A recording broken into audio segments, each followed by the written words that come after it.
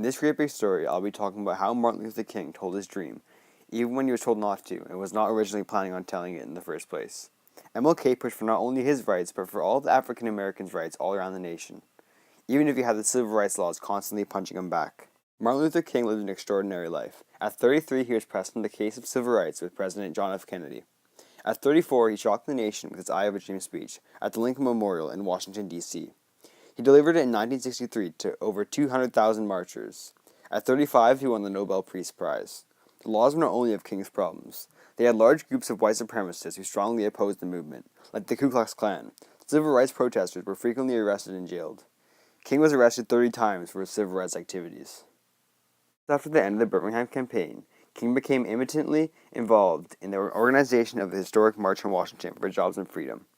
The organizations intended to highlight the status of African Americans in the South, but to give the march a more acceptable audience, it was organized under civil rights, labor, poverty, and religious organizations. The march took a life of its own. Dr. King began working on his earnest in his speech with a small group of advisors in the lobby of the Willard Hotel the night before the march. Martin Luther King asked his aides for advice about the next day's speech. Wyatt Walker told him not to use the I Have a Dream speech because he said it was too cliché and he'd used it too many times. After consulting with his aides, King then headed up to his sleeping quarters. A couple of floors under Dr. King's suite, Walker made himself available to help critique and write what Dr. King would say. When Walker felt the speech was acceptable, he would go and present it to Dr. King. A few times the speech was turned around. King went to sleep around 4 a.m. that night. It was said that his speech was like poetry, and his drafts sometimes had 3 to 4 words crossed out to find the most powerful thing to say. The I Have a Dream speech was not consistent on the paper. Various influential organizations and individuals opposed the march. Besides the Southern segregationists and members of the Ku Klux Klan, the black separatist group Nation of Islam and its member Malcolm X disagreed with the peaceful intentions of the event. Surprisingly, President John F. Kennedy at first was opposed to the march as well, but not because of its ambitions. Kennedy was concerned that the event might aggravate racial tensions across the country and perhaps erode the public support for the civil rights movement greatly. When the day of the march came, unexpectedly, the sound system in which we projected over the large strip was sabotaged. Luckily, the Justice Department sent a group of military signal corps to repair the system. The organizers of the movement were expecting a number around 100,000, but little did they know the number would be doubled and more. Dr. King went through a hectic morning, but managed to fiddle with the speech. The final product had scribbles and crossed-out words all over it. The crowd anxiously waited for the march's climax, the appearance of Dr. King, who A. Philip Randolph introduced him as the moral leader of our nation. MLK approached the podium, well aware that he was addressing to not only the massive crowd gathered before him at the Lincoln Memorial, but also broadcasting to the millions more watching on live TV, including President Kennedy. As he moved towards his final words, it seemed like he was falling short. He hadn't portrayed that power that he so often found. Mahalia Jackson, a gospel singer who was inspired by Dr. King, yelled out to him to tell about the dream. He slid his paper to the left, and that sparked him.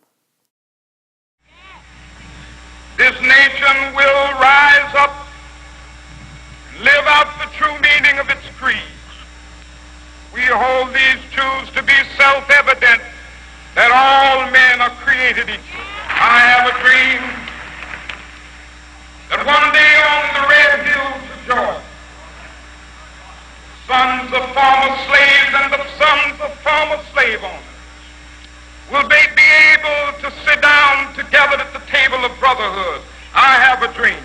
My 4 little children will one day live in a nation where they will not be judged by the color of their skin, but by the content of their character. I have a dream today.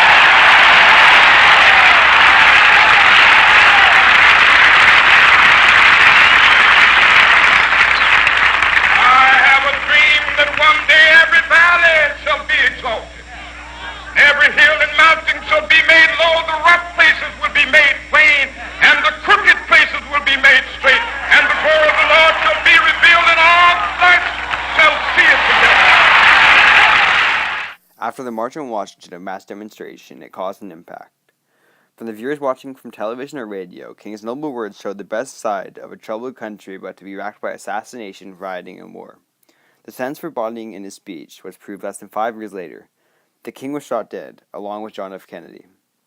They took a place of martyrs whose deaths both testified a dream he longed for would not easily become reality.